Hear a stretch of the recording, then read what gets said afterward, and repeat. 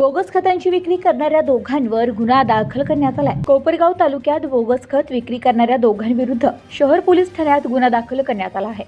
कृषी विभागाने 7,81,000 रुपये किमतीच्या 28.50 मे टन खत या साठ्यावर विक्रीबंदी आदेश काढले आहेत। कोपरगाव तालुका कृषी कार्यालयाचे गुण नियंत्रक गणेश बिरदवडे यांनी दिलेल्या फिर्यादीत म्हटलंय की जानेवारी महिन्यात कोपरगाव तालुक्यातील विविध दुकानातून विक्री होणाऱ्या रासायनिक खतांचे नमुने तपासणीसाठी घेतले होते। त्यात महालक्ष्मी फर्टिलायझर्स कासेगाव पंढरपूर यांनी उत्पादित केलेले व VK फर्टिलायझर्स देहुगाव हवेली पुणे व राहुरी या तालुक्यात अहिल्यानगर यांनी विपणन केलेले 20-20 या ग्रेड मिश्र खताच्या नमुन्यांवर संशय आल्याने ते पुणे येथील खत नियंत्रण प्रयोगशाळेत तपासणीसाठी पाठविण्यात आले।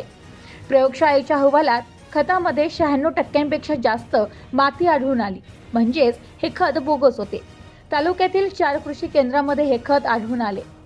त्यात 28.50 मे टन खताला विक्रीबंदी आदेश कृषी विभागाने काढले आहेत। विशेष म्हणजे महालक्ष्मी फर्टिलायझर पंढरपूर कंपनीचा परवाना 17 ऑक्टोबर 2025 रोजी कृषी आयुक्तालय पुणेचे संचालक यांनी रद्द केलेला आहे। तरीही त्या कंपनीच्या नावाने खताची विक्री सुरू होते। गुण नियंत्रक अधिकारी बिरदवडे यांनी दिनांक 11 फेब्रुवारी रोजी कोपरगाव शहर पोलीस ठाण्यात दिलेल्या फिर्यादीवरून VK फर्टिलायझरचे व्यवस्थापकीय संचालक तुषार बाबासाहेब गरड राहणार राहुरी व कोपरगाव तालुका प्रतिनिधी ऋषी हरीश आभाळे यांच्या विरुद्ध विविध कलमांन्वये गुन्हा दाखल करण्यात आलाय।